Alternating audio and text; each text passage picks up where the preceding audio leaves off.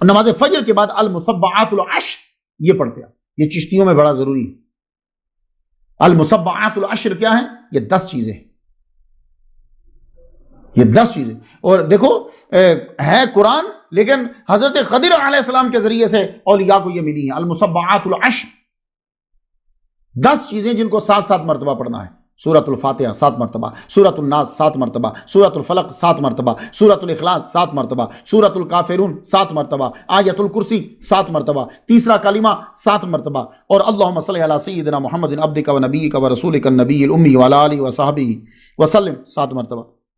اللہم اغفر لی ولوالدی وللمؤمنین والمؤمنات والمسلمین والمسلمات احیاء منہم والاموات 7 مرتبہ. اللہم افعل بی وبہم عاجلا وآجلا فی الدین والدنیا ما انت لہ اہل ولا تفعل بنا وبہم یا مولانا ما نحن لہ اہل انک غفور حلیم جواد کریم رؤوف رحیم 7 مرتبہ. اب آپ کہیں گے جی آپ نے بہت تیز پڑھ دیا، ہمیں پتہ نہیں چلا. میں آستہ بھی پڑھوں گا تو بھی پتہ نہیں چلے گا جی، کیونکہ عربی ہے نا، یاد کرنا ہے. میں جتنا آستہ پڑھوں گا پھر بھی، تو اس لیے آپ المصبعات العشر وظائف کی کتاب میں سے لیجئے، یا آپ نیٹ پہ جائیے، وہاں المصبعات العشر لکھیے اور اس کو پرنٹ کر لیجئے اگر آپ نے پڑھنا ہے. تو حیدر شاہ بادشاہ سرکار المصبعات العشر جو ہے وہ پڑھتے. اس کے بعد آپ کا بڑا وظیفہ الکبریت الاحمر ہے. یہ درود شریف کا نام ہے، اور یہ درود شریف منسوب ہے پیر پیراں عبد القادر گیلانی رحمۃ اللہ علیہ کی طرف. آپ نے جب پڑھا یا ایھا الذین آمنوا صلوا علیہ وسلموا تسلیما، تو اس پر عمل کرنے کے لیے پھر آپ بہت بڑے علامہ تھے، آپ نے پھر یہ درود شریف لکھا. اس کے اندر حضور صلی اللہ علیہ وآلہ وسلم کی عادات مبارک، آپ کے خواص مبارک جو اس کے اندر لکھے. یہ الکبریت الاحمر کے نام سے مشہور ہوا پوری دنیا میں. الکبریت الاحمر، احمر سرخ، کبریت گندک. کبریت الاحمر سرخ گندک، یہ آپ نے نام کیوں رکھا؟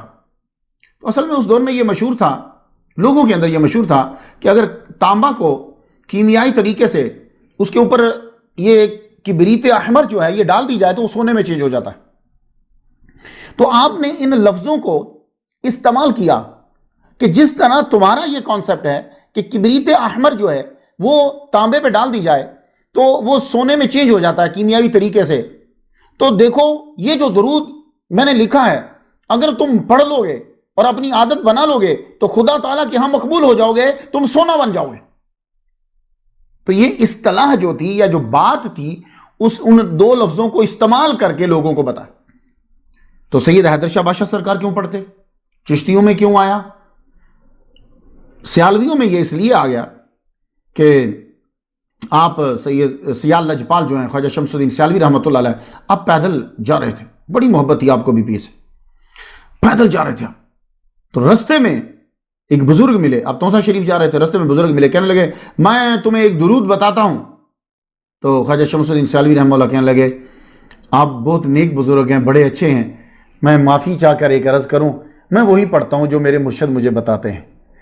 تو آپ نے کہا ٹھیک ہے، کبریت احمر تمہیں میں اجازت دے رہا ہوں، لیکن میں تیری بات سے خوش ہوا. آپ چلے گئے. تو جب آگے مرشد نے وہی فرمایا تو اس وقت انہوں نے بتایا کہ رستے میں جو تمہیں درود شریف دے رہے تھے وہ حضرت غوث پاک تھے.